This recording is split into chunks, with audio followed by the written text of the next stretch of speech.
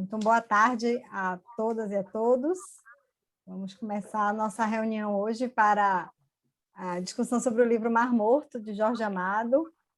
Sejam todos e todas bem-vindos e bem-vindas. Queria passar a palavra para Rodrigo, para que ele comece, então, a nossa reunião de hoje. A palavra é sua, Rodrigo. Ok, obrigado, Lorena. Boa tarde, pessoal. É com enorme satisfação que hoje a gente inicia, né, esse debate sobre essa obra tão significativa do Jorge Amado. Eu estava conversando com a Lorena mais cedo que eu e o Jorge Amado temos uma proximidade, né? Eu tenho uma facilidade com as leituras das obras de Jorge Amado, que foi justamente as obras do Amado que me trouxeram para a literatura. Eu sou baiano, morava em frente a uma biblioteca pública, quase trabalhei nessa biblioteca, então, semanalmente eu lia um livro, e comecei com os livros do Amado. E essa proximidade me trouxe cada vez mais para perto da realidade baiana. Né? Um dos livros, eu lembro que com 13, 14 anos eu li Capitães da Areia e cita a minha cidade, que é Belmonte. Então, para um adolescente que nunca tinha saído do interior, ver a sua cidade sendo representada em uma obra foi assim sublime. Mar Morto é uma releitura, nas 2 últimas semanas eu estou de volta à minha cidade e pude ver Guma, eu pude ver Lívias, eu pude ver Esmeraldas. Se eu não me engano, é Francisco o nome do tio do Guma. É Francisco? Se eu estiver errado, por favor, me corrijam. Eu vi inúmeros pescadores aposentados. A casa dos meus pais é em frente ao rio. Eu tive vários momentos, todos os dias eu faço caminhada na beira do rio. Eu postei algumas fotos de barcos, os pescadores saindo para a pescaria, e eu me vi dentro do livro Mar Morto. Então, é com grande satisfação que hoje a gente vai poder adentrar um pouquinho mais. E quando a gente fala um pouco sobre adaptações literárias, adaptações audiovisuais, o livro Mar Morto foi adaptado para uma novela, de nome Porto dos Milagres, junto com o livro A Descoberta da América pelos Turcos. E a gravação da novela foi feita em uma cidade vizinha minha, que é Canavieiras. Então, um pouquinho mais de história para a gente agregar a esse momento. Então, estão abertas oficialmente, né, as nossas discussões, e é com grande satisfação que eu estou aqui com vocês. Obrigado. Boa tarde, Valéria, tudo bom? Boa noite, tudo bem? Você, é verdade, para você já é noite. Já estou com sono já aqui. Que horas são aí? Caiu. Acho que ela caiu. Quem gostaria de começar falando? Bianca, não te ouço. Entra pelo celular também. Você está pelo celular? Entra pelo celular também, você pode ficar o áudio de um e o... Oi, Evaí, boa tarde. Quem gostaria de começar? O pessoal está tímido. Shirley, você quer começar trazendo a sua ponderação lá do e-mail ou você prefere guardar para depois? Então, vou falar logo. Que, na verdade, assim, no início da leitura, eu coloquei no e-mail, né, que eu fiquei um pouquinho incomodada com um aspecto meio machista, assim, da linguagem, não sei. E mesmo sabendo que era de uma época do início do século, né, e mesmo sabendo que o ambiente também era um ambiente, né, da comunidade de pescadores e tudo, eu estava muito incomodada. Mas que ao longo do livro, esse incômodo foi se desfazendo, né? Porque realmente fazia parte de uma época falar daquela forma, assim, era o papel da mulher que estava me incomodando, na verdade, né? Ou ela era dona de casa, ou ela era prostituta, ou, sei lá, e se o homem morresse, ela obrigatoriamente, né, acabava virando uma prostituta, enfim. Então, aquilo vinha me incomodando, mas, assim, o final foi apoteótico, eu já estou indo para o fim, né? E aí eu fiquei muito feliz, assim, ao longo da história, como isso foi se desfazendo, né? E como eu fui realmente entrando na história e fui compreendendo mais um pouco. Adorei saber que a novela é baseada, eu não sabia. Eu adoro essas surpresas. E tinha uma pergunta que eu tinha enviado porque eu não fui fazer pesquisa, eu preferi deixar realmente para cá, para vocês, né, me dizerem alguma coisa sobre, que era sobre essa Dulce, essa professora Dulce, se era uma homenagem à irmã Dulce, porque eu fiquei o tempo todo remetendo a ela, né, por ela ser baiana, né, até onde eu sei. E aí eu fiquei imaginando se ele teve algum contato com ela, se isso foi uma homenagem ou não, se não tem nada a ver, foi coisa da minha cabeça. Até onde eu sei, Shirley, não tem nada a ver com a irmã Dulce, tá? Mas a gente pode fazer essa associação totalmente, né? Porque de uma bondade, de uma Isso. servidão, eu acho que esse termo, E servidão, falando sempre do milagre, né? Aí eu fiquei muito encasquetada com aquilo. E, se eu não me engano, a irmã Dulce teve alguma formação com professora, alguma coisa assim, logo no início. teve Então eu sim. fiquei, meu Deus, será que ele teve, né, algum contato? Foi uma espécie de Mas homenagem? quando que Irmã Dulce viveu? Porque eu lembro do povo falando dela, e essa obra é de 1930 e pouco. Será que nessa época Irmã Dulce já era Irmã Dulce? Acredito que Tô não na era dúvida irmã Dulce. agora. Sim, ela já era assim conhecida, já, né? Agora então eu vou não tenho essa pesquisar. informação. Fiquei na dúvida agora, porque eu sou meio antiga, Vamos né? pesquisar. Eu ouvia falar dela bastante, eu nem sei quando que ela morreu, mas sempre ouvi falar muito dela, achei que ela era uma figura mais recente um pouco do que isso aí, né? Ela nasceu em 1914. Agora, deixa-me ver quando é que ela... O Evaí também estava pesquisando. Também pesquisei aqui, não tem nada referente a ela, não. Também, quando começou, não me remetia a ser irmã Dulce. Achei normal, uma professora normal, mas não imaginei que fosse. Estou aqui pesquisando também, porque você botou a dúvida na cabeça de todos nós. Pois é. E é E interessante. engraçado, porque veio muito forte, assim, do nada, porque eu não pesquisei, não olhei nada. E essa irmã Dulce aí, esses milagres, acreditando que uma hora vai chegar um milagre, uma coisa, só me vinha ela à cabeça, assim. Mas eu acho que quando ele fala em relação ao milagre, é porque eles falam muito em Iemanjá, né? Iocá, eles falam. E aí tudo que remete a ela, tudo deles, aliás, dos pescadores, né? É remetente a Iemanjá. Tudo deles, eles acham que ela vai ajudar. Ou ela ajuda, ou ela carrega eles, né? Eles sempre falam, né? É isso No que eu caso da acho. professora... Eu queria botar só um pouco mais de lenha nessa fogueira Ah, aí. meu Deus. Aqui, tudo no Wikipedia, tá, gente? Então, vocês já sabem que aqui é uma pesquisa extraoficial, né? Não dá para confiar 100%, mas só para a gente ter uma ideia. Ela se formou professora primária em 1933, tá? 33. Em 1936, que é o ano de publicação desse livro, com 22 anos, ela fundou com o Frei Hildebrando Cruntamp a União Operária São Francisco, primeiro movimento cristão operário na Bahia. Tinha como finalidade a difusão das cooperativas, a promoção cultural e social dos operários e a defesa de seus direitos. E agora, meu povo? Eu prefiro acreditar que teve inspiração, viu? Que teve Eu ou que prefiro não teve? acreditar que teve. Porque para ela fundar em 36, ela já devia vir fazendo um trabalho antes nesse sentido. Ai, gente, e agora? Quem vai responder isso? É bom também. Ninguém vai responder isso. Por conta da religiosidade, né? Eles usam muito, os baianos, eles têm a religiosidade muito aflorada, e não é só a parte do espiritismo, mas catolicismo também. Pode ser que também tenha, né? Essa ascensão. Vamos deixar como dever de casa, olha, professor, vamos deixar como dever de casa um filme que está na Netflix agora, né, Irmã Dulce, então, para a gente tentar descobrir. Né?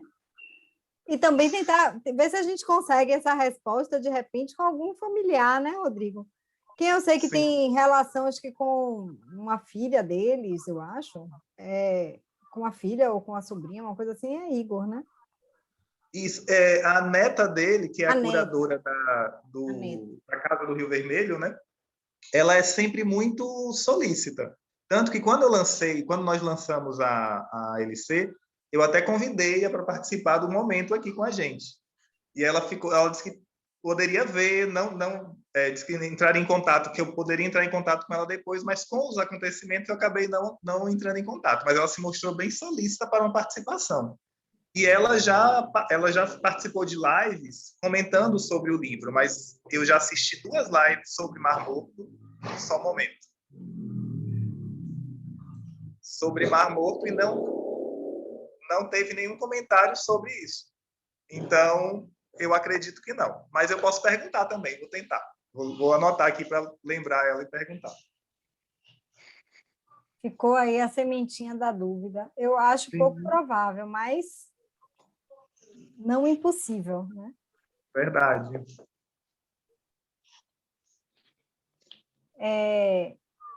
Essa questão que você colocou, Shirley, sobre o machismo na obra, etc., é uma questão interessante, porque nós temos sofrido, nós temos vivenciado, né, um momento como leitores e como observadores da realidade, em que as pessoas acabam fazendo essa análise dissociada da época, diferentemente do que você fez, né, porque você se incomodava com a sua carga cultural de hoje, mas você tinha consciência de que você estava lendo uma obra que remetia a uma realidade diferente da sua. E a gente tem passado muito por isso, né? As pessoas leem sem fazer a devida aproximação à época, né? E acabam querendo cancelar autores, né? Trazendo críticas que não são tão adequadas, porque, claro, eu posso me incomodar hoje lendo uma obra machista do início do século. Posso, porque hoje a minha realidade essa é uma realidade que me incomoda. Como eu estou muito, muito, muito incomodada lendo uma autobiografia de um escravo. Eu estou lendo agora a autobiografia de um escravo, eu estou assim em desespero, né? Embora, claro, o posicionamento dele seja um posicionamento bem crítico em relação à escravidão. Mas é uma situação que me incomoda profundamente, que me toca profundamente. Só que quando a gente lê sem fazer esse certo distanciamento no tempo, né, a gente acaba gerando consequências e análises um tanto quanto, a meu ver, inadequadas, porque a gente acaba dizendo, olha, o autor tal era machista, o autor qual era racista, o autor tal, enfim. Quando, às vezes, aquilo, não que ele não fosse, mas aquilo estava tão entranhado na sociedade da época que talvez ele não conseguisse se enxergar como tal. A questão é essa, né? Para os nossos parâmetros de hoje, sim, mas para os parâmetros da época, talvez aquela pessoa que hoje a gente acha, essa pessoa aqui, sei lá, era machista, talvez fosse uma das pessoas mais afastadas da noção de machismo da época, né, que a gente pudesse encontrar, mas é uma questão interessante. Mais alguém gostaria de falar? Oi, Adriana, tudo bom?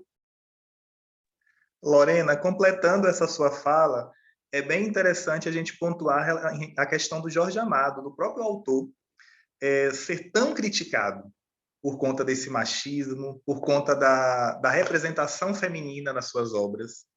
E como, depois de ler muitas das obras do Jorge Amado, eu imagino que um escritor machista, ele traria uma Gabriela tão empoderada como traz, ele traria uma Tieta tão empoderada como ele traz. Então, são discussões que precisariam de um tempo maior. Outra questão também que a gente precisa discutir desse livro é a questão da Lívia. Né? Lívia é a primeira personagem, uma das poucas personagens femininas que são casadas e que têm filhos.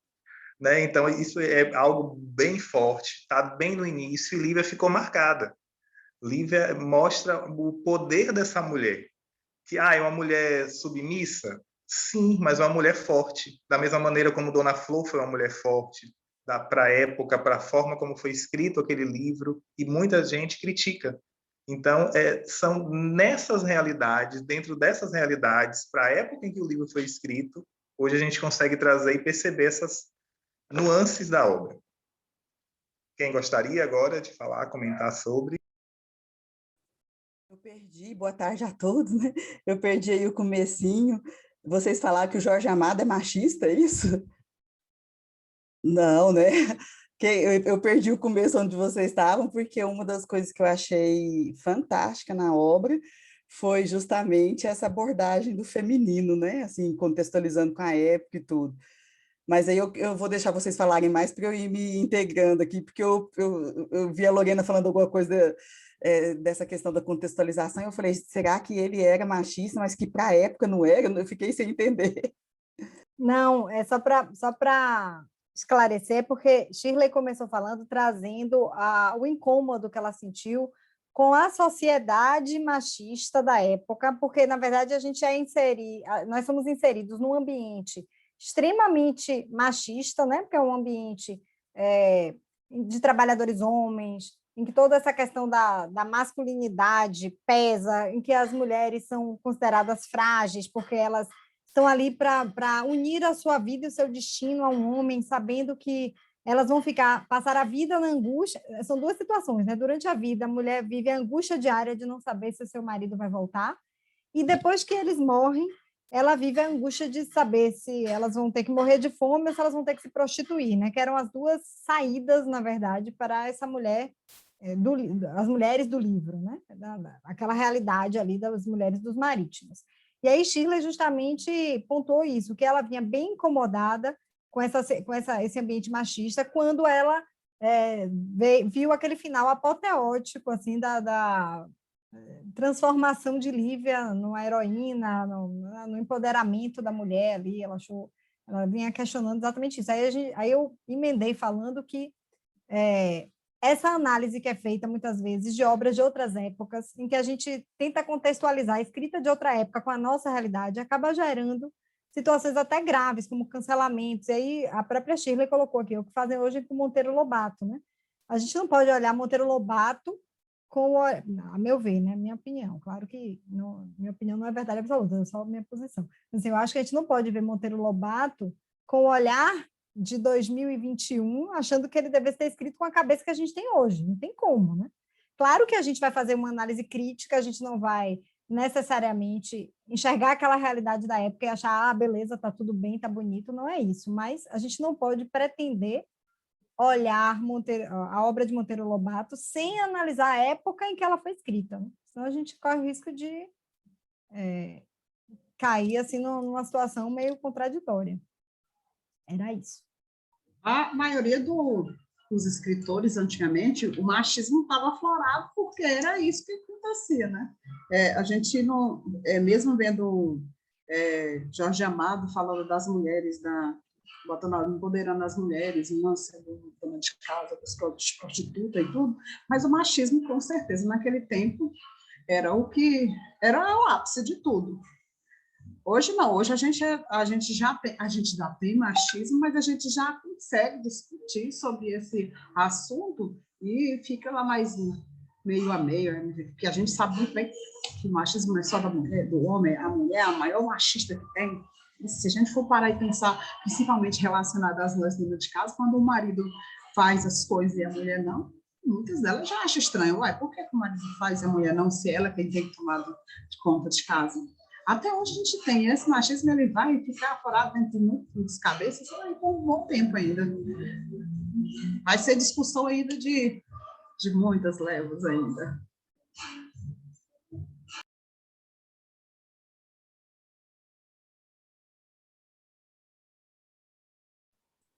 Essa discussão do machismo, ela surgiu naturalmente ou foi dentro do cronograma de vocês? No sentido de falar assim, é o momento da gente falar tudo de machismo ou vocês têm uma A colega sequência? se incomodou com o machismo Tá. no início do livro, entendeu? Tá. É por isso que a gente está falando.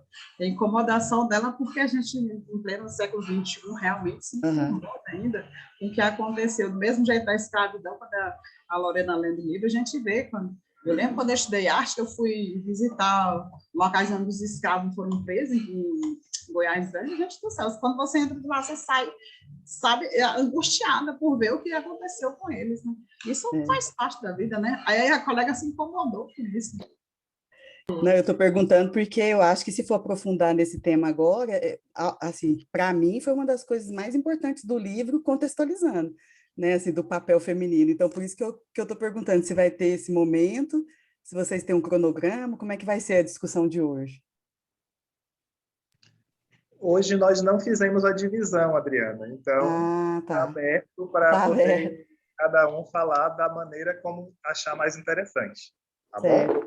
Então, o papel feminino desse livro, até acho que eu comentei com o Rodrigo um dia no direct lá do Instagram, eu terminei esse livro em êxtase, assim, sabe? Porque eu tinha uma ideia do Jorge Amado e saí com uma outra. Eu acho que ele foi, assim, essa obra, ao meu ver, eu identifiquei que a questão do feminino, igual era falado nas grandes obras mesmo do século XIX, né? De trazer, assim, a mulher o que limita as mulheres, os grandes escritores mesmo, né, os denominados russos aí, assim, que eles abordam a questão feminina, eu acho que ele trouxe isso tudo na obra, né?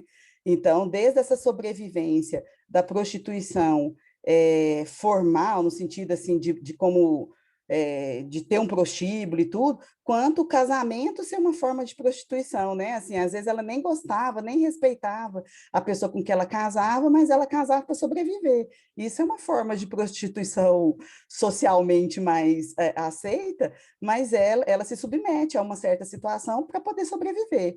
Então, esses 3 pontos, assim, que seria assim, desses 2 tipos de prostituição diferente e do casamento do amor, ele traz o casamento como uma opção, eu achei isso forte também, mas o que mais assim eu achei inovador e que até hoje é muito polêmico, tem gente que está exilado por conta disso, gente, hoje, nos dias de hoje, a Débora Diniz está exilada por conta disso, né? O aborto, ele fala do aborto, coloca o médico favorável ao aborto e traz as questões sociais, quer dizer, quer coisa mais, eu acho que hoje na medicina mesmo, o ponto mais difícil de se discutir é o aborto, né? E ele traz isso na obra, eu nem acreditava que eu estava lendo aquilo, falei, gente, ele escreveu isso nessa época, né? E essa comédia, né, digamos assim, no sentido de um final feliz, no sentido da Lívia, né, assim, da volta que ela dá, não da tragédia da morte, mas essa reviravolta que ele trouxe para a Lívia, também achei muito inovador e que os grandes escritores, eu acho, de outros países não deram conta de fazer, assim, não quiseram ou não fizeram, né? Eu acho que tem aquele que chama A Menina do Internato, que é uma autora russa mulher, não sei, Lorena, se você sabe qual é, que ela traz uma coisa disso, que a menina era obrigada a estudar no internato, lá no século XIX, e aí no final ela resolve ser uma artista, ela dá uma reviravolta. Mas os outros grandes escritores, quando abordam a questão feminina, eles acabam meio que condenando a mulher a uma daquelas vidas, né? E ele levou a independência lá para a Lívia, que eu não vi em final de livro nenhum outro que eu já li considerado assim grande obra, sabe? Eu fiquei muito impactada mesmo por essa construção da mulher, né? E mesmo a Lívia, ela casou por amor, por opção, né? Ela também foi assim que seria a pobreza ao inverso, né? Então essa independência da mulher, né? Mesmo ela tendo alguma condição, sei lá, uma classe média alta e tudo, mas ela teve ela peitou para poder casar por amor, né? Então todas essas questões eu achei que foram muito fantásticas e me fizeram ver Jorge Amado de uma outra forma, a ponto de eu estar interessada em ler ele por ordem cronológica agora. Adriana, só respondendo sua pergunta, eu sei que livro é esse, mas não sei o nome da autora. Me lembrei de 2 coisas à vista do que você falou. A primeira é que eu acho que dos russos, talvez Dostoiévski estivesse preparando um futuro glorioso, assim, naquele livro da Nietochka, né, que ele não terminou, né? Há rumores de que ele iria empoderar aquela personagem, mas ele não termina o livro, né? E a outra questão é justamente com relação a essa perspectiva do empoderamento feminino. Eu me lembrei o seguinte: a gente vê Lívia no final empoderada, buscando o seu destino com coragem, buscando o seu destino, né, pelo trabalho, mas a noção de empoderamento feminino que a gente tem no livro antes dela é a da mãe de Rosa Palmeirão, né? Só que Rosa Palmeirão é o empoderamento pela força física mesmo, né? É interessante isso, né? Porque ela é empoderada, porque ela é capaz, ela anda armada, ela é destemida, então ela é capaz de matar um homem, enfim, é aquele empoderamento em que ela era vista quase como uma igual ali, porque ela tinha força e tinha coragem para fazer o que muitos homens não tinham. Então, são dois empoderamentos, assim, um tanto quanto diferentes, né? Porque ela tinha muito esse lado de, eu sou forte, eu sou destemida e eu não me enfrente, né? Então, esse papel feminino, de várias formas, ele abordou, né? Porque a Maria Clara, né, que era também tinha uma vida como ela queria, que era só ela e o pescador, ela não teve ou não podia, né, ter filhos também. Então, eu acho que tem vários tipos de mulheres ali, assim, onde ele aborda, assim, desde as que tinham opção, das que não tinham opção. Isso eu achei muito inovador. E eu achei também que uma das mulheres que é mais falada no livro é Iemanjá, que de uma forma ou de outra é uma personagem das principais, né? E ela manda ali, né? Então ela faz o que ela quer. Se ela quer o cara bonito, ela pega o cara bonito. Se ela quer o cara inteligente, se ela não gosta do cara também, ela dá fim nele. Então ela, no fundo, quem manda no pedaço ali, eu acho que é Iemanjá. E eu acho que é interessante também, né? Porque se não fosse para ter uma figura feminina, ele teria escolhido ou um outro santo, né, para, né, um outro, não sei se chama orixá, né, no pessoal da Umbanda, Candomblé, ele teria escolhido um outro e feito de outra forma, talvez. Não seria no mar, poderia ser em outro canto, teria feito outra coisa. Mas eu acho que ele quis colocar Iemanjá e quase todos os livros dele, né, eu acho que tem, quer dizer, quase todos, não sei, mas eu vi Capitães da Areia também em beira de rio, né? Então também tem lá suas. Eu acho interessante também. Ele gostava de mulher, gente, ele gostava delas. Eu acho que ele tratava da maneira bem condizente para a época, né? Assim, realmente, como disse a Adriana, superior. Você vê uma mulher de Machado de Assis, é quase contemporânea dele, né? Porque Machado de Assis escreveu até o início do século, e ele começou a escrever no início do século. Então, assim, Machado de Assis, elas eram todas assim, elas eram bacanas, mas elas tinham medo dos homens, elas também, né? Então, já que não é para ficar aqui, eu vou morrer, porque é melhor morrer do que ser mal falada, tem uns negócios assim dramáticos, né? E ele não, ele já partia por, nossa, qualquer coisa eu vou ser prostituta, eu vou pilotar esse barco aqui, né? Esse barco é meu, era do meu cara, eu vou pegar esse barco e vou andar nele. Então, assim, tinha esse lado que eu nem sei se ele pensava em empoderamento, mas ele dava voz, né, a vontade que talvez estivesse dentro delas, que elas não conseguiam fazer, né? Enfim. Eu ainda notei aqui nessa temática a questão da sororidade, né? Que ele mostra bem uma mulher apoiando a outra, uma entendendo a dor da outra. Então, ele fala isso, não usa essa palavra, mas traz todo o significado dela para a obra. Eu achei isso também fantástico. E a outra coisa que eu pus assim foi uma provocação para Lorena, que eu pus assim: Lorena, qual o nível do inferno de Dante que o doutor Rodrigo vai depois daquela fala do aborto? Para qual nível dele, porque ao pé da letra é muito complicado, né, gente, esse inferno aí de quantos níveis que tem. É interessante isso, porque ele acaba tendo que fazer a medicina da vida real, né, Adriano? Existe a medicina, quer dizer, estou falando aqui, óbvio, como leiga, né? Só é como se existisse a medicina dos consultórios, a medicina tradicional e a medicina da vida real, aquela medicina em que ele tem que pegar aquela pessoa que atravessou clandestinamente o rio e chegou lá morrendo e usar o que ele tiver ali para tentar salvar. E quando ele vê isso, ele diz assim: bom, a gente se preocupa tanto com determinadas regras éticas, determinadas formas, e a gente às vezes faz isso fechando os olhos para a realidade, né? Eu acho interessante que ele, quando ele pensa no aborto, ele pensa nisso. Ele diz assim: olha, tudo bem, eu posso dizer, não, aborto é crime, não vou fazer, não vou auxiliar, não vou orientar, e vou ver aqui essas crianças nascerem e morrerem de fome, porque não vão ter comida, né, para colocar na mesa. Então, eu acho que ele traz discussões assim interessantes, apesar de há quase 100 anos atrás, né, mas questões que até hoje estão aí para serem debatidas. Eu achei que ele foi entrando num processo de entender aquilo ali e passar por cima, por exemplo, da polícia, né? Eu não sei se foi esse momento que você falou, que passou uma semana, eu sacudi a cabeça, eu já perdi um pouco a história. Mas teve um que matou uma pessoa numa cidade próxima lá, né? E ele também levou um tiro, uma facada, não sei, e ele veio.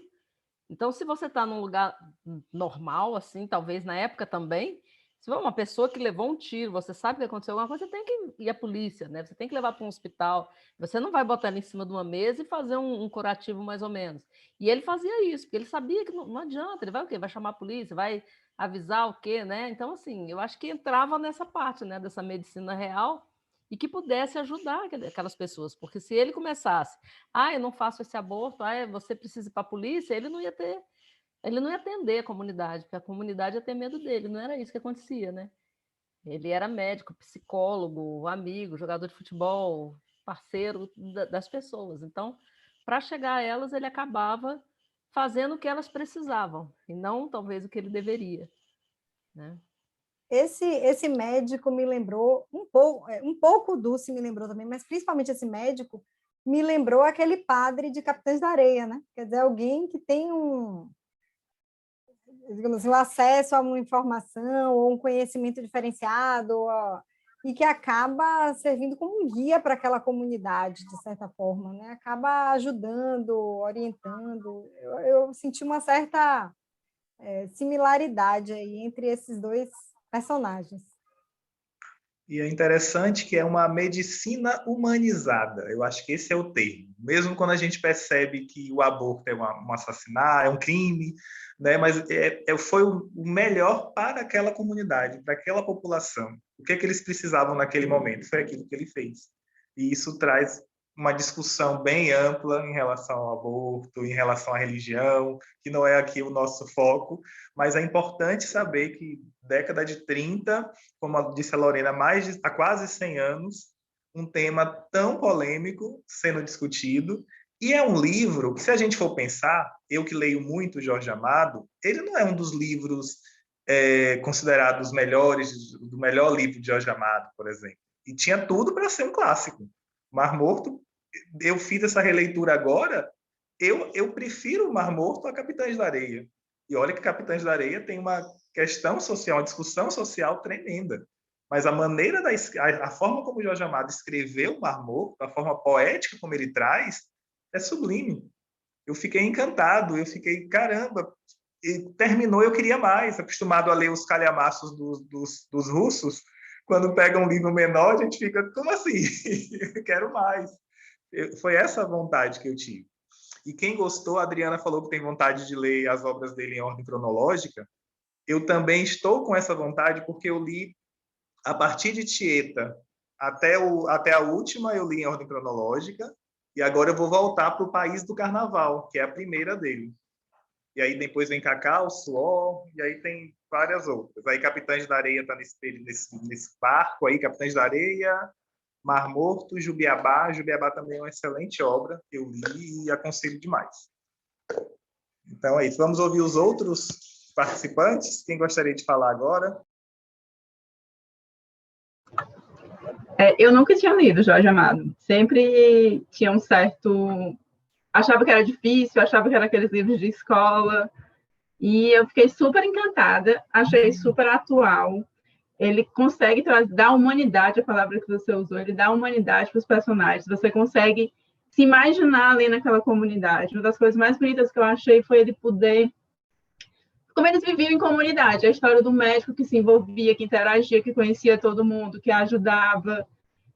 Isso foi uma das partes mais bonitas que eu achei do livro, assim, foi os relacionamentos que existiam entre eles, uns ajudando os outros ali o tempo inteiro.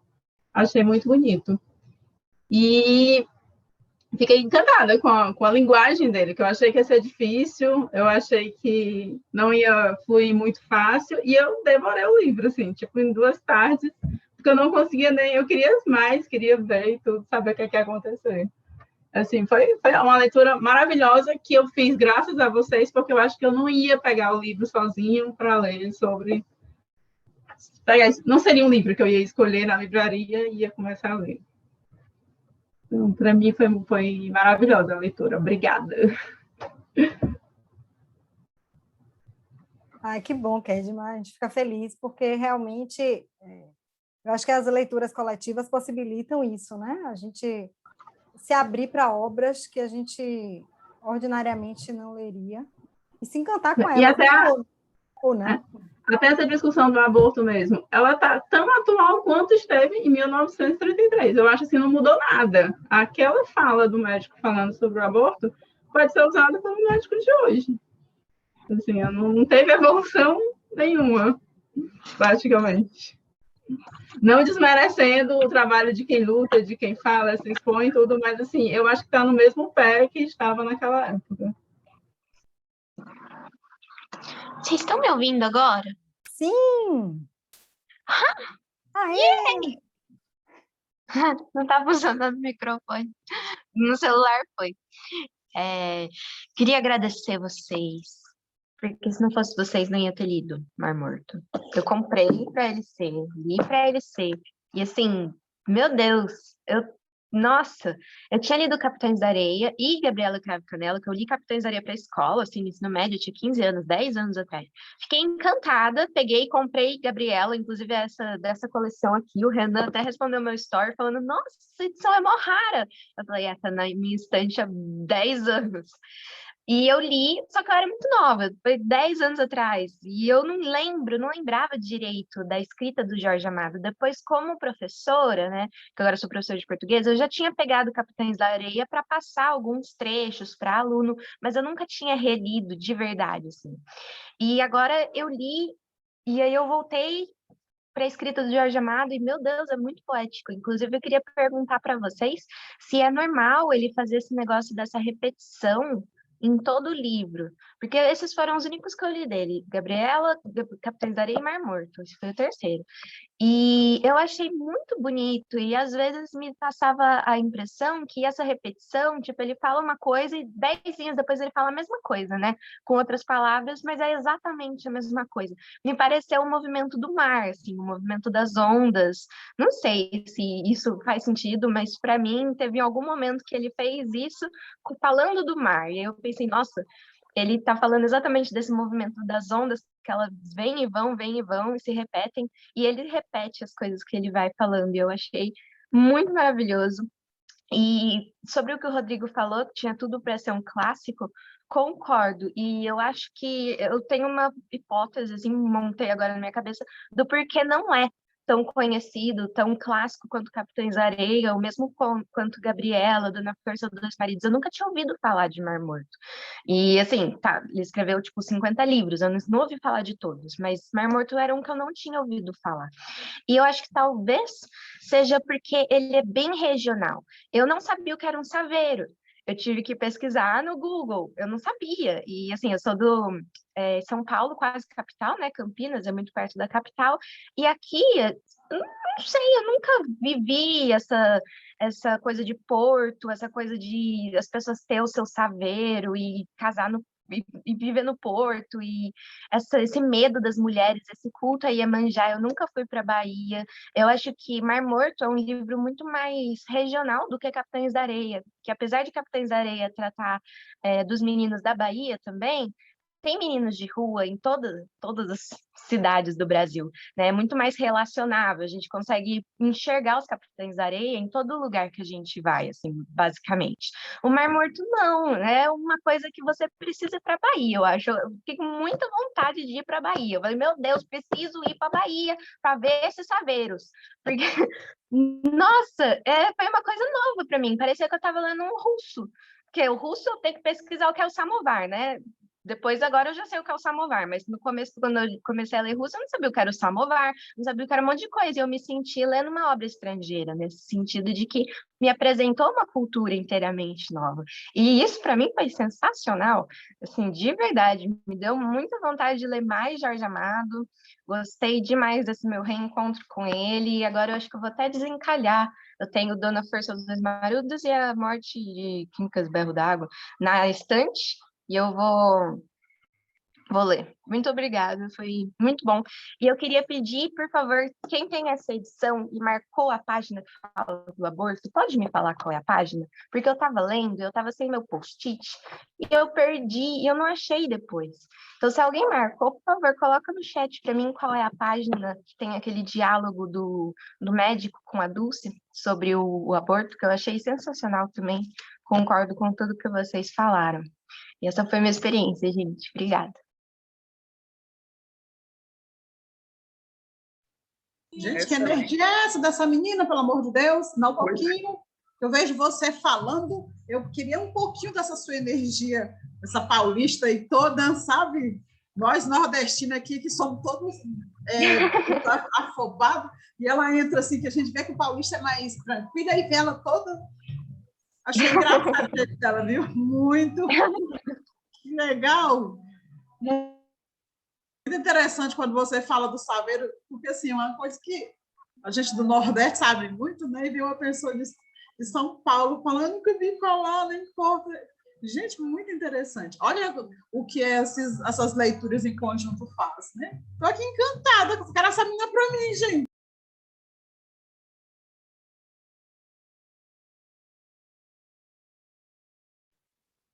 Não, é interessante, porque muitas vezes a gente não conhece a nossa literatura, né? Os brasileiros que não conhecem o Brasil. É impressionante.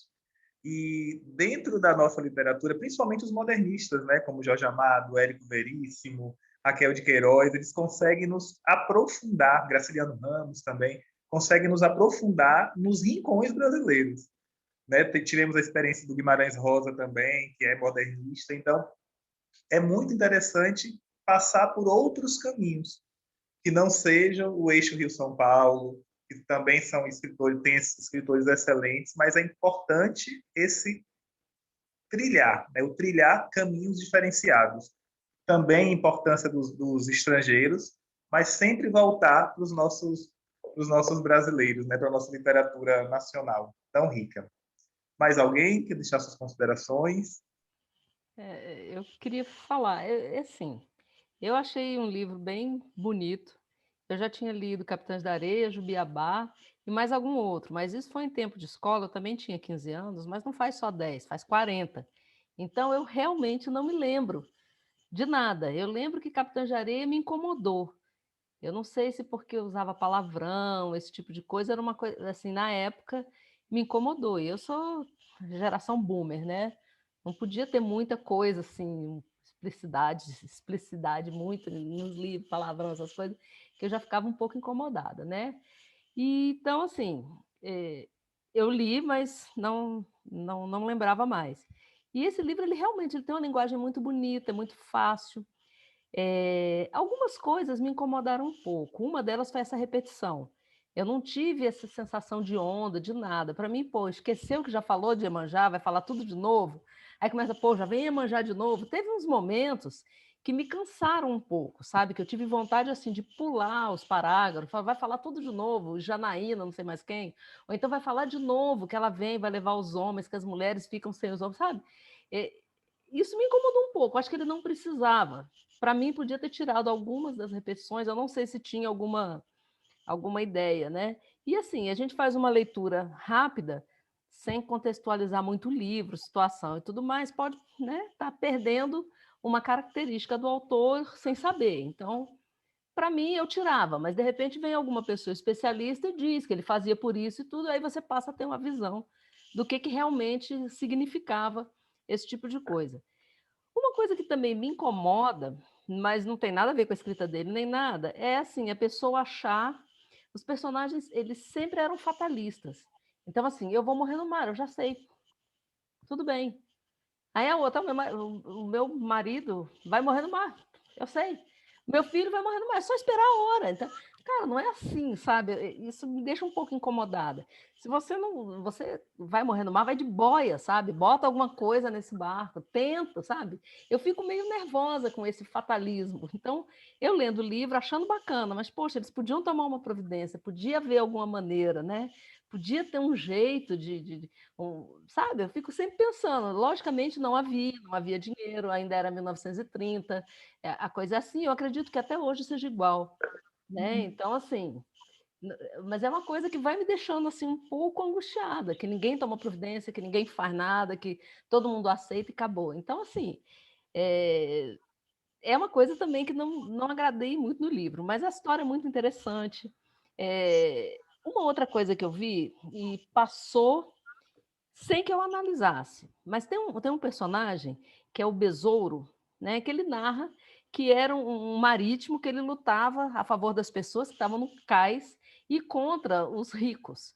Então era assim, um Robin Hood, né, que ele atacava os ricos e ele era a favor das pessoas do cais. E ele, quando morreu, ele virou lenda e o povo dizendo que ele virou estrela, né?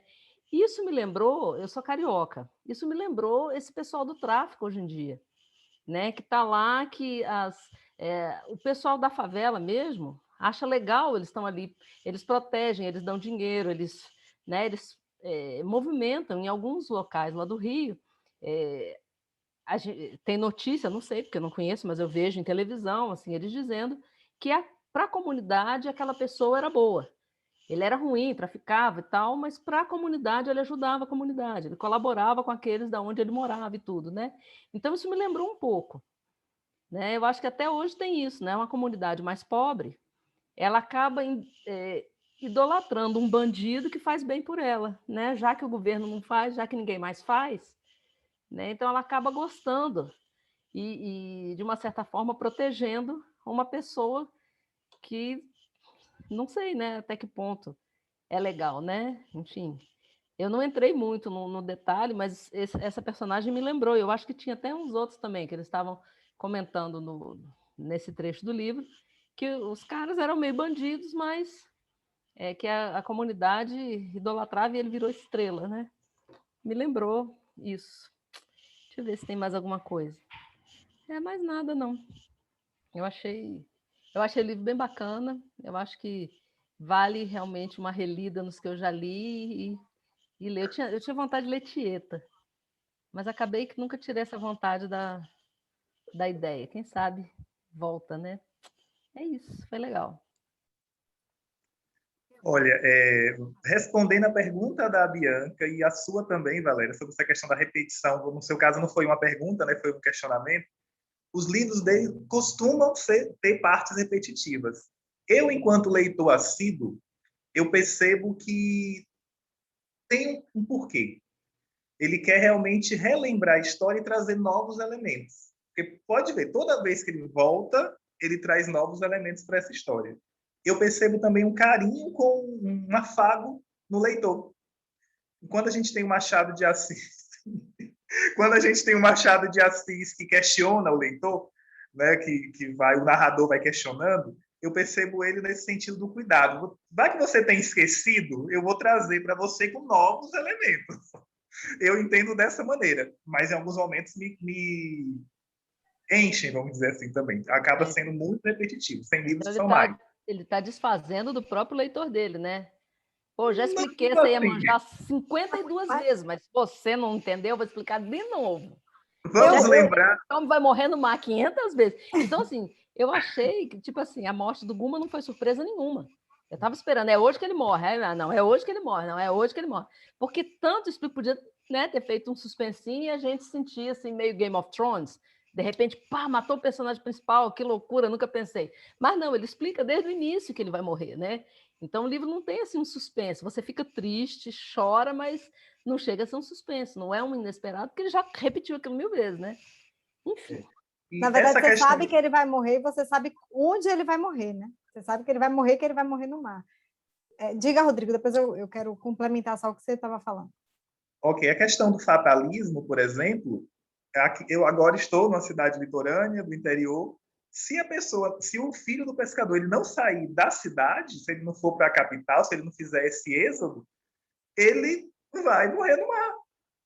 Porque é tradição, aquela questão mesmo do pai, o avô foi pescador, o pai vai ser o filho, o neto, e é tradição. Infelizmente tem muito isso, né? Outra questão que a Valéria comentou também sobre os bandidos, né? Essa alusão aos bandidos, aos traficantes, que são... Eu fiz uma alusão aos políticos de estimação, principalmente nas cidades pequenas. Vamos falar bem do Nordeste. tem algumas regiões que nós temos os políticos de estimação, que sempre são reeleitos, mesmo a gente sabendo de todos os crimes que fizeram, são reeleitos constantemente e perpetuam na vida política. E, para finalizar, a questão da Tieta, que a Valéria comentou. Valéria, Tieta é o segundo melhor livro do Jorge Amado que eu li, porque, além da questão dos costumes, né, da questão da sociedade, tem uma questão ambiental muito forte. Então, eu aconselho demais essa leitura. Por conta da novela, que todo mundo já conhece a história, pensam, eu não vou ler por conta da novela. Leia porque tem diferença, sim. Tem muitos personagens que foram criados para a novela, especificamente, né, como a Mulher de Branco, a Caixa Branca da Perpétua não existe no livro. Eu não assisti a novela. Perfeito, então vai ser melhor, mas depois assista. Mas não depois existe a Caixa Branca de Perpétua? No livro, não. Meu Deus, é a próxima leitura. Nem a Mulher de Branco. Não existe a Caixa Branca de Perpétua. Isso, entende? Só uma forma de chamar a atenção que a Globo colocou. Isso, e ficou uma novela atemporal. Eu reassisti agora, durante a pandemia, e a vontade que eu tenho é de assistir de novo, quando a gente percebe uma Beth Faria interpretar uma Tieta da forma magistral e marcar a carreira da atriz, isso é fantástico. E tem a questão ambiental que é muito forte. Então, aconselho. Lorena, você ia completar? Momento. Na verdade, assim, quando Bianca e Valéria falaram sobre essa questão da repetição, eu me lembrei de Capitães da Areia, em que eu não li tantas obras de Jorge Amado, mas eu me lembro que eu senti esse mesmo movimento de repetição em Capitães da Areia. E eu concordo, Rodrigo, com você. Eu acho que, embora assim, eu não sou conhecedora de Jorge Amado a ponto de dizer isso, mas a sensação que eu tenho é de que há realmente essa entrega ao leitor de uma literatura em espiral. A sensação que eu tenho é o seguinte: ele está nesse determinado ponto, aí ele volta, mas ele volta um pouco acima daquele ponto, e a sensação que eu tenho é que ele vai enredando a gente numa espiral de acontecimentos. Assim como Valéria também, eu já sabia que Guma ia morrer, já sabia que ele ia morrer no mar.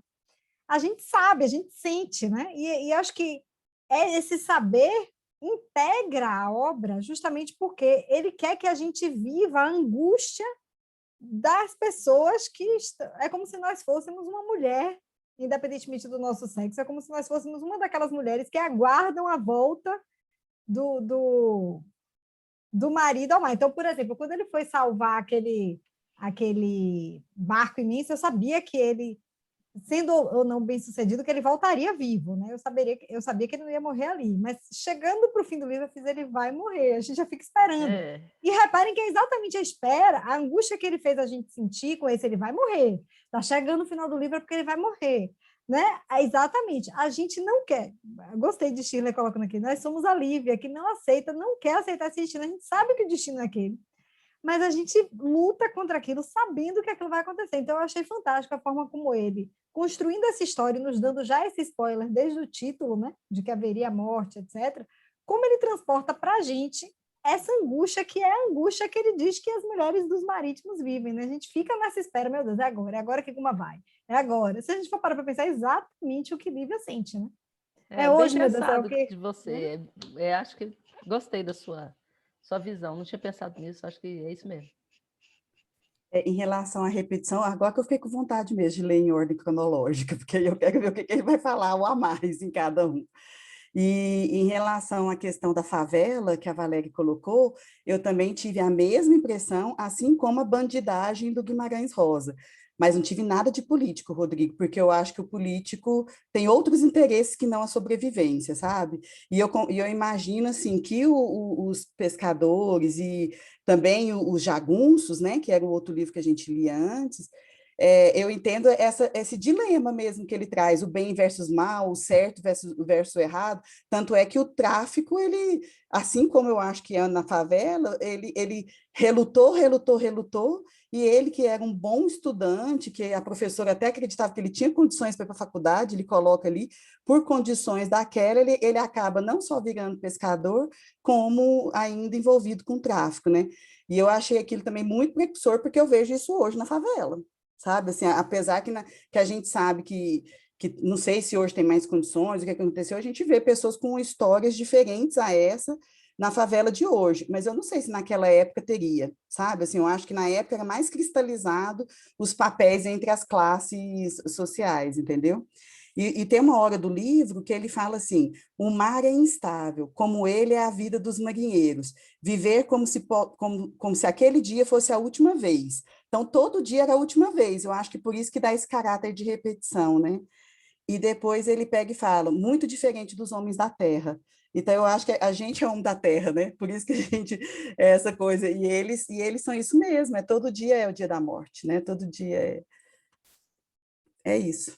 Só para complementar isso que você colocou, Adriana, que eu achei interessante, quando Valéria estava falando sobre esse fatalismo, eu anotei aqui, fatalismo, conflito cultural, ou seja, que na verdade essa ideia que a gente tem desse incômodo com o fatalismo decorre de um conflito entre a nossa formação cultural, isso que você acabou de colocar, né? E a formação cultural deles.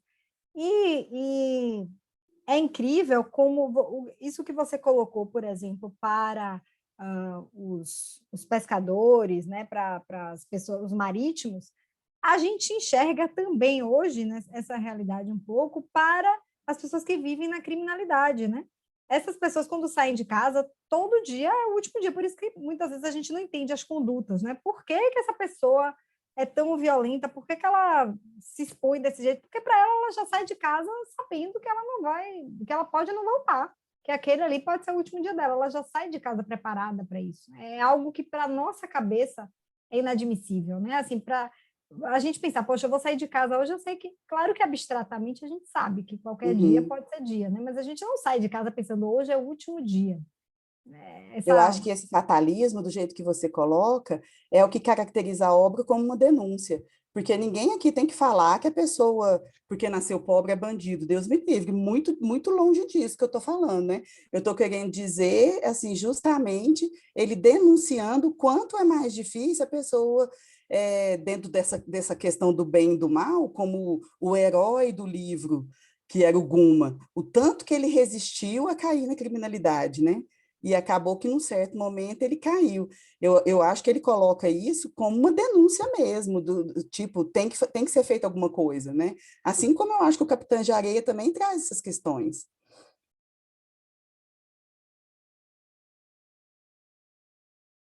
Isso é bem interessante mesmo. Esse caráter de denúncia eu também concordo.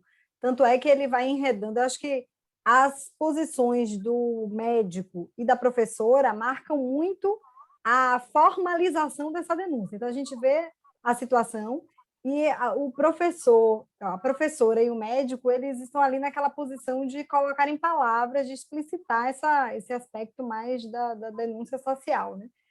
Tanto é que a professora vive esperando um milagre, e, na verdade, esse milagre é o momento em que os marítimos vão passar a ter força própria, né? Ela não consegue isso da forma como ela imaginou, mas Lívia já é uma mostra de que aquela sociedade ali estagnada, que aceita tudo, que vive com esse fatalismo que Valéria colocou, começa a enxergar outras possibilidades, né? A partir do momento em que a mulher do marítimo que morre, ela não vai nem morrer de fome e nem se prostituir, mas ela vai à luta, isso já é uma quebra desse modelo fatalista, fatalista não, no caso aqui seria mais do modelo determinista, digamos assim, de que as coisas têm que acontecer daquela forma. E também a gente consegue visualizar, até mesmo com o que vocês acabaram de falar, a união de classe desses trabalhadores, né, desses pescadores, como eles é uma comunidade mesmo. Isso fica muito marcado. Quando um tem um problema, todos vão ajudar. Isso é muito bonito. Isso mostra uma união que isso me encantou. Eu ficava assim, nossa, que bonito, né? Diferente de realidade de algumas profissões de hoje, vamos pensar assim, que não tem essa união, né? Eles são muito, muito unidos. E isso ficava claro a cada página. Acontecia um naufrágio, iam ajudar, tinha a questão do Guma, quando perdeu o barco, comprou o barco fiado, entre aspas, né? E teve a ajuda de todos. Isso é muito bonito. Isso é fantástico.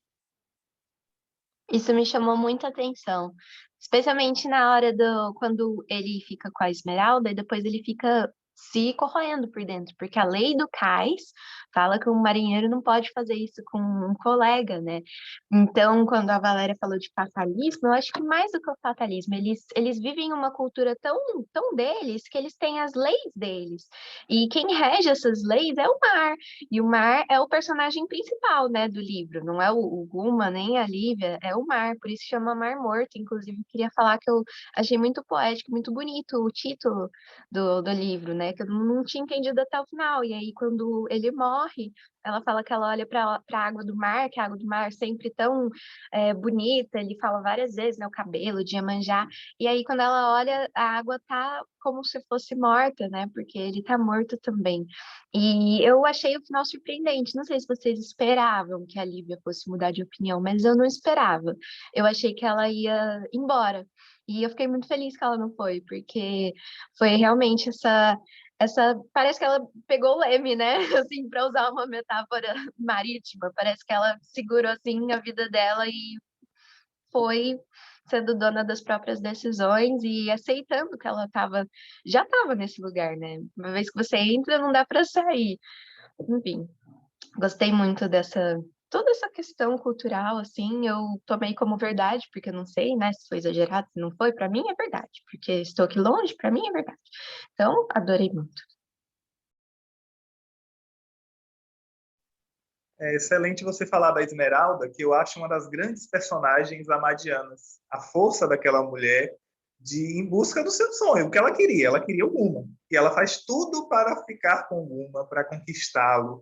Ela passa por cima também das leis, né, porque ela era amiga da Lívia.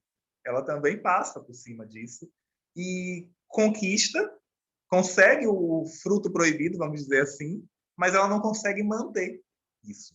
E aquilo para ela é algo humilhante.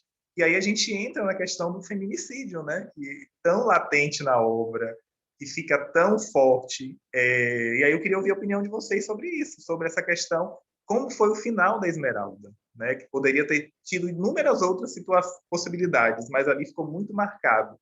Ele comete o feminicídio, mas também não quer olhar no olho do amigo, né? Então ele também comete o crime contra a vida dele, é algo assim bem forte. Eu queria ouvir de vocês. E o interessante é como recai a culpa porque se fosse um estranho com ela, ele poderia dizer, não, você me devia fidelidade, mas na verdade foi como se fosse o irmão dele, né? Ali é um amigo-irmão. E ele, do amigo-irmão, ele tem uma sensação assim, eu prefiro me matar do que confrontá-lo, mas ela eu posso descartar aqui, posso matar. Né? Tudo bem que Guma tinha salvado a vida dele pouco tempo antes, né? Guma salva a vida dele, acho que de tubarões, não lembro muito bem, mas e ele ficou com essa dívida de gratidão, digamos assim. Mas é interessante como marcadamente a culpa recai sobre a mulher, como se a conduta ali não tivesse sido uma conduta dual, né?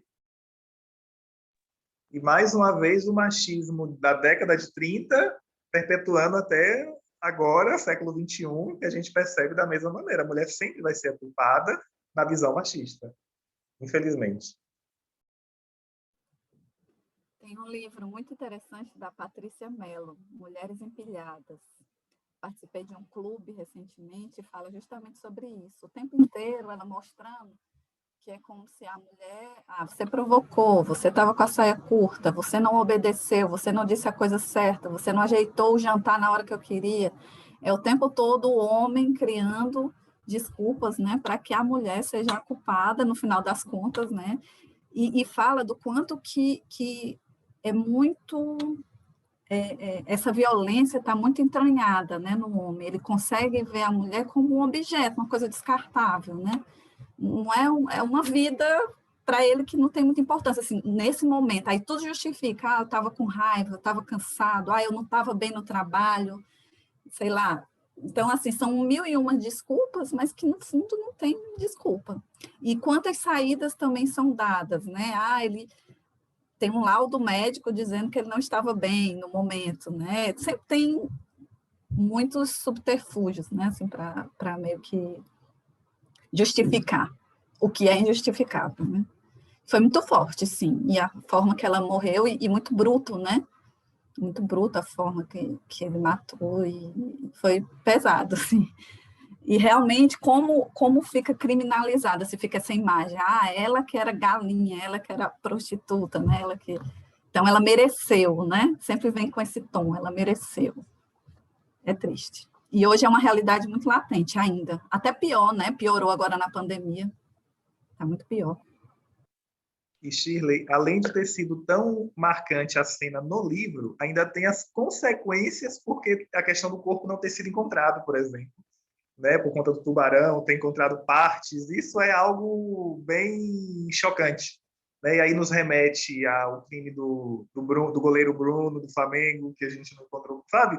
São inúmeras situações que vamos trazendo, e aí quando a gente percebe que a literatura ela realmente é transformadora, que a gente consegue perceber, e aí vem a questão da empatia, né? E não se colocar no lugar do outro, simplesmente, mas se colocar no lugar do outro com a perspectiva do outro. Né? Isso é importante.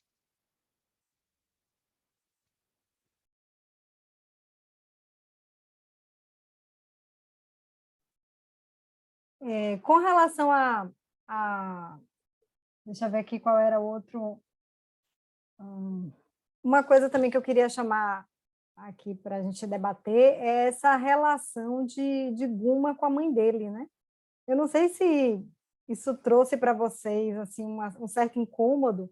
Eu estou lendo agora um livro chamado Crônica da Casa Assassinada, e esse livro ele retrata um pouco, uma das questões que esse livro retrata é a questão do incesto, né? Que eu não sei em que pé vai dar, porque eu estou assim, chegando no meio agora, eu não sei, não darei spoiler nem nada, mas foi uma questão que me incomodou, a possibilidade de Guma olhar para a própria mãe, né, e enxergar ali uma mulher desejável, etc. Esse distanciamento e as consequências desse distanciamento. Né? Foi algo que não sei se incomodou vocês, mas me incomodou um pouco. E mesmo não sabendo, né, ele não sabendo que era a mãe dele, né, a gente ficou incomodada. Eu também fiquei incomodada nesse momento. A gente tem aquela mania de estar assistindo as coisas, meu Deus, será que ele vai dormir com ela? Não acredito. E aquela, sabe, eu fiquei naquela expectativa, não acredito que ele vai fazer isso. Aí, imagina se o tio dele não tivesse falado que era a mãe dele, e ele todo com a sexualidade, a cor da pele, né? Vendo aquela mulher garbosa, toda bonita. Se o tio dele não faz, com certeza a gente saberia que ia ter incesto, mas realmente foi uma coisa que me incomodou também quando ele falou. E engraçado, quando o tio fala, ainda acha que é mentira, né? Que não é, ele não tem não é porque o tio quer ela e não quer para ele, aquela coisa toda, porque ele viu logo que era a mãe dele, ele não acredita, e acha que tem que ficar com ela. Realmente incomodou muito mesmo. E é uma das partes do livro mais bem escritas. Eu acho fantástico a expectativa que ele cria na chegada da mulher, né? Então, o Guma fica naquela expectativa, porque eu já estou na idade, porque já é certo, todos já estão fazendo, está chegando a minha vez. Né? Então, nossa, ficou assim muito bem escrito. Eu achei que foi algo que despertou essa questão adolescente descobrindo a sexualidade. Ficou muito bem feito, muito bem escrito, eu achei. E até aproxima com aquilo que Jorge Amado fala o livro inteiro acerca de Iemanjá, né? Que Iemanjá é mãe e mulher, mãe e mulher. Então, ele sempre faz essa dualidade em relação a Iemanjá. E quando a mãe dele chega, ela é ao mesmo tempo mãe e mulher também, né? Ele enxerga esses dois lados, assim. E algo forte também na Rosa Palmeirão, né? Que foi a mulher do Guma, ela ficou um tempo como amante dele e depois volta como a mãe, porque ela que falou que queria ajudar a criar o filho dele. E, então, sempre tem essas nuances aí da Iemanjá, como falou a Bianca, uma das personagens principais, né? Sim, Iemanjá, Bianca Nova Valéria, Iemanjá, a mulher, né? A deusa feminina, né? E sempre associando, vem Iemanjá, vem a mãe dele, vem a Rosa Palmeirão, né? E depois a Lívia, né? Que tomou as rédeas, como foi falado, pegou o leme desse saveiro, que é a sua vida, e navegou.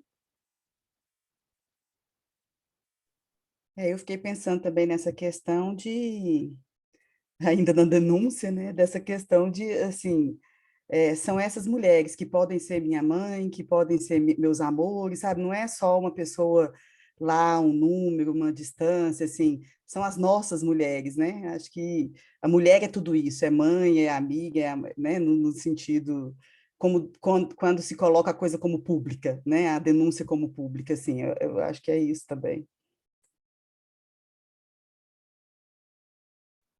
É um livro realmente muito plural, né? Quer dizer, a gente vem aqui para falar da vida dos marítimos, de repente a gente já está falando de violência contra a mulher, a gente já está falando de aborto, a gente já está falando de incesto, a gente já está falando de N situações, né, da questão do fatalismo.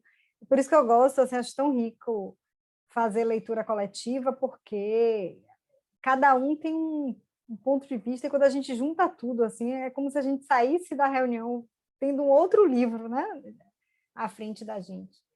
Eu queria saber se alguém tem mais alguma coisa a considerar, alguém quer falar mais alguma coisa sobre a obra?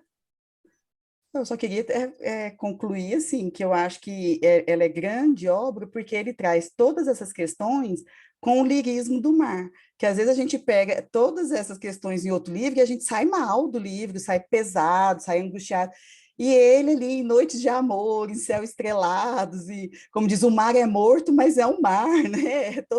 Toda a vida também que tem no mar e tudo.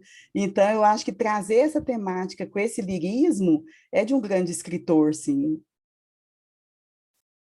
Eu lembrei também de uma coisa que eu achei bem legal no livro, é a música, né? Eu passei metade do livro ouvindo Dorival Caymmi aqui, né?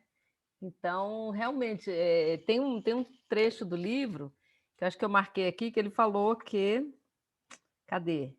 A história do cais é toda em verso, é ABC, sambas, canções emboladas. Então, tem muita poesia e música ali, né? E a maioria das músicas é triste, né? Apesar de botar um samba, botar alguma coisa que talvez pudesse ser mais alegre, da alegria, mas não, né? E eles cantam, e quando cantam, o barco corre mais, né? As coisas boas acontecem, as ruins também.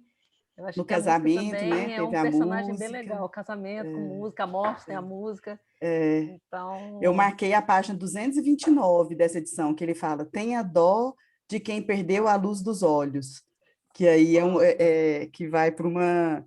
Eu falei, gente, é muito triste mesmo, né? Quem não tem é o luz nenhuma cego, nos tem um olhos. cego que canta, né? Então, Perdeu a luz dentro dos desse olhos. contexto mesmo. É verdade. Eu não sei de página porque... A edição, a minha é a mesma não, que a dela, que o meu ela... é esse também, mas é Kindle. Então, aquele negócio de Ah, porcentagem de entendi, leitura, e nunca sei onde é que eu entendi. estou no livro. Mas Ele fala que é um samba e que esse era mais alto, mais forte, porém eles só ouviam que o cego cantava. Tenha dó de quem perdeu a luz dos olhos. Aí eu acho que dá um duplo sentido, né? Essa cegueira, e é fantástico. Eu queria tirar uma foto do nosso grupo com o livro, pode ser? Eu não estou com o livro, o livro ficou em casa, mas eu quis representar com um chaveirinho aqui de um saveiro. Atenção, olhem aqui, peraí que eu tenho que ver se acabou. Melhor, que ele apareça melhor, peraí. Peraí. Fica legal. Falta help. É porque o meu é Kindle também, igual a Valéria. Cadê, meu? Oi. Eu não estou conseguindo achar a capa do livro. Não, vamos. Se você colocar no quieto, vai índice, sem se capa. você colocar no índice, ele tem capa escrito. Aí, Teoricamente, mas não estou conseguindo ver o índice aqui. Eu acho que a gente precisa terminar. Eu achei, peraí. Gente, fala sério, não. Esquece. Cheguei a capa. Ai, que vergonha, não consegue achar uma capa. E o pior é que nem aparece nada. Parece o Jorge Amado. Vamos lá, 1, 2, 3 e... Deixa eu ver se eu consegui. Calma aí, porque uma coisa é dizer que fiz e outra coisa é ver se realmente eu fiz, né? Peraí. Acho que saiu, gente. Foi. Pronto. Foi. Gente, não estou me sentindo o máximo agora que eu aprendi a fazer esse print screen. Sério mesmo. Tá vendo? Olha, eu queria agradecer, gente, olha. eu sou uma leitora de muitos anos, assim, como a Valéria, a gente era 40 anos depois, mas assim, comecei a fazer minhas leituras com Júlia, Sabrina e Bianca na minha adolescência. Aí, com o passar do tempo, tornei-me professora, fui para uma escola e trabalhei na biblioteca, então eu lia por semana 3 livros. E aí, depois, saí dessa escola, fui dar aula e nunca mais tive esse tempo de ler como eu lia. E aí, voltando hoje para esse grupo, gente do céu, eu estou achando tão gostoso. Ainda tenho ali uns 10 livros para ler, porque eu comprei vários, né? Fui aproveitando as promoções que vocês foram falando, foram baixando no Kindle também. Mas, assim, nossa, como está gostoso, viu? Muito gostoso mesmo. É tão bom, parece assim, eu estou me sentindo outra pessoa. Não sei se vou falar para vocês, tem um síndrome do pânico, mas, assim, você acredita que até a leitura me ajudou com essa síndrome do pânico? Porque hoje em dia eu não tenho mais, quase não vejo mais, porque, assim, a leitura está me fazendo isso. Estou aqui dando meu depoimento para vocês saberem, porque o Rodrigo me conhece, sabe que eu sou, nós trabalhamos juntos, aquela coisa toda, mas, assim, como tem me ajudado? Muito obrigada. Mesmo. E o próximo vai ter? Salva. Que coisa Também linda. quero agradecer, viu, gente? É meu cabo de força aqui, esse encontro. Me energiza. Muito obrigada. E já aproveitamos, né, Lorena, para convidar para o próximo. Lorena, estava esperando. Sim, pois é. A gente não quer ver se eu vou abandonar querer. a leitura coletiva de jeito nenhum. Não vamos deixar vocês abandonarem a gente. Então, a gente já tem uma proposta para a nossa próxima leitura coletiva. Rodrigo, depois a gente podia até pensar se a gente vai encaixar alguns livros do Jorge Amado aí para o futuro, né? Mas o próximo não vai ser Jorge Amado, gente. Não. A gente pensou para o próximo, atenção. Oh. O Érico Veríssimo, não sei se vocês já leram. O Olhar e os Lírios do Campo.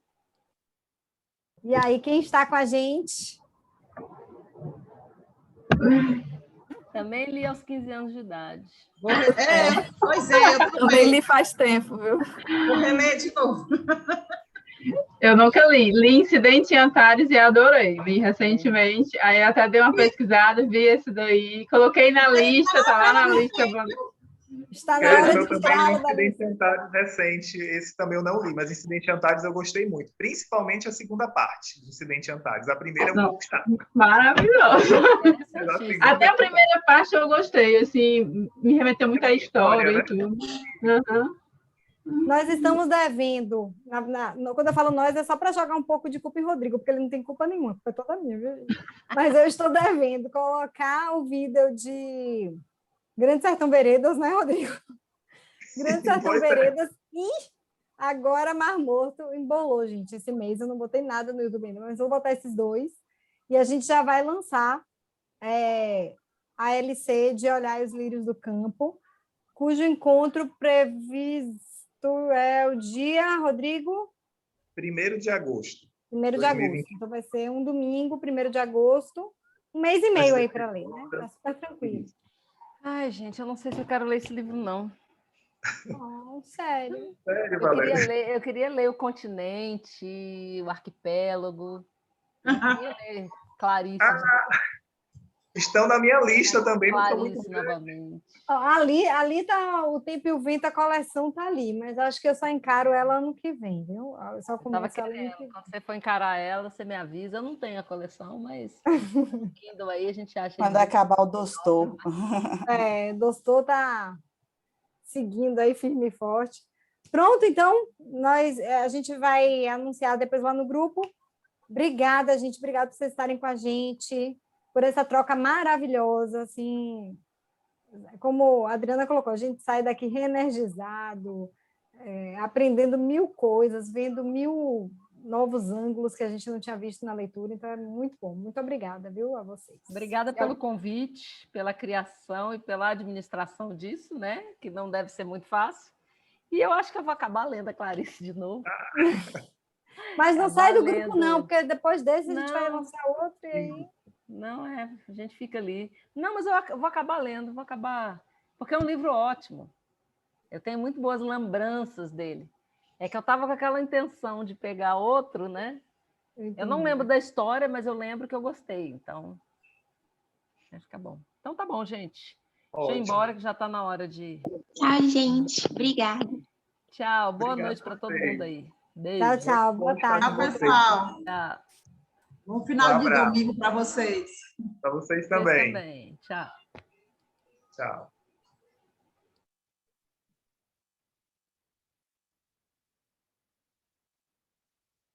Rodrigo, obrigada, viu? De nada, foi tranquilo, foi bem interessante, como sempre, né? Sim, Foi sim. muito positivo. Gostei demais. Aí amanhã eu tento fazer e te envio, tá bom? Se eu não conseguir, eu te Peraí, aviso. só um minuto.